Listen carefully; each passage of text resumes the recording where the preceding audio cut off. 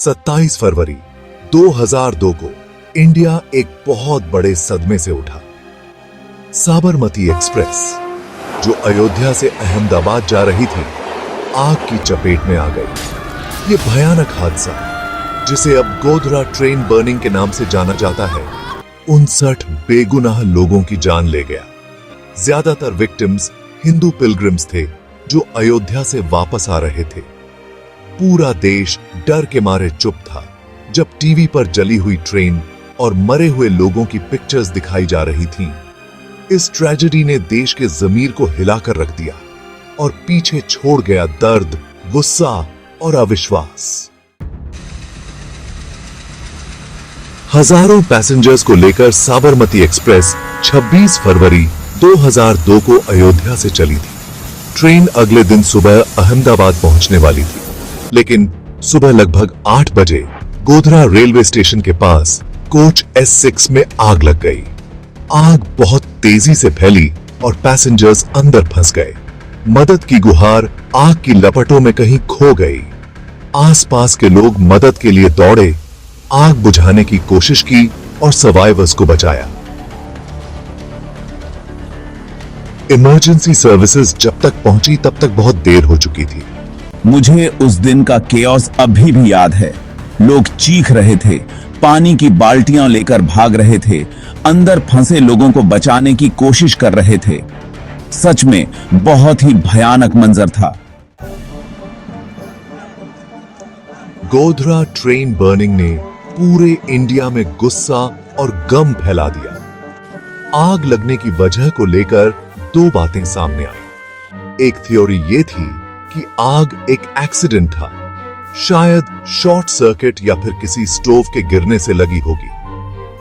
दूसरी थ्योरी, जिसे लोगों ने अपनी आंखों से देखा और पॉलिटिकल लोगों ने बढ़ावा दिया, उसमें कहा गया कि आग जानबूझकर लगाई गई थी। इस थ्योरी के मुताबिक एक मुस्लिम भीड़ ने जानबूझकर ट्रेन में आग लगाई थी, जिसमें हिंदू पिलग्रिम्स को निशाना बनाया गया था। लेकिन सच्चाई क्या थी, ये कोई नहीं जानता था। मैं उस ट्रेन में था। मुझे याद है कुछ लोग कह रहे थे कि ये एक एक्सीडेंट था, लेकिन कुछ को यकीन था कि ये आर्सन था। बहुत ही कंफ्यूजिंग और डरावना मंजर था। इस ट्रेजेडी के बाद आग लगने की वजह जानने और दोषियों को सजा दिलाने के लिए कई इन्वेस्टिगेशंस शुरू किए गए।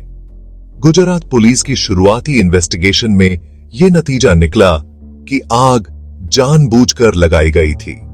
इस फाइंडिंग को बाद में चैलेंज किया गया, जिसके बाद सुप्रीम कोर्ट ऑफ इंडिया ने एक स्पेशल इन्वेस्टिगेशन टीम यानी SIT बनाई। SIT ने अपनी रिपोर्ट में शुरुआती इन्वेस्टिगेशन के नतीजों का समर्थन किया और कहा कि आग एक साजिश थी।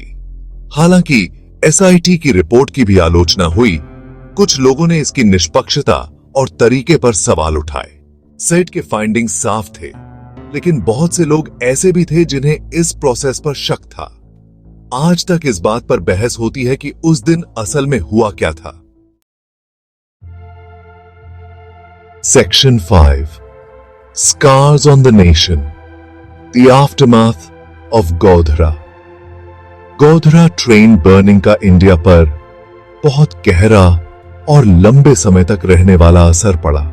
इस घटना ने हिंदुओं और मुसलमानों के बीच सांप्रदायिक तनाव को और बढ़ा दिया, जिससे डर और अविश्वास का माहौल बन गया। यह घटना भारतीय राजनीति में एक महत्वपूर्ण मोड़ बन गई। पॉलिटिकल पार्टियों के बीच आरोप प्रत्यारोप का दौर शुरू हो गया। इस त्रासदी ने भारत में सांप्रदायिक सद्भाव की नाजुकता को उजागर किया और धार्मिक असहिष्णुता के खतरों की गंभीर याद दिलाई। Section 6 the riots, a cycle of violence and despair. Godhra train burning ने गुजरात राज्य में हिंसा की एक लहर दौड़ा दी। तीर्थयात्रियों की मौत से गुस्साए हिंदू मॉब्स ने मुस्लिम समुदाय पर अत्याचार शुरू कर दिए। भीड़ सड़कों पर घूम रही थी, घरों, दुकानों और धार्मिक स्थलों को जला रही थी। मासूम मर्दों, औरतों और बच्चों को बेरहमी से मारा जा रहा था। हिंसा का ये दौर खत्म होने का नाम ही नहीं ले रहा था।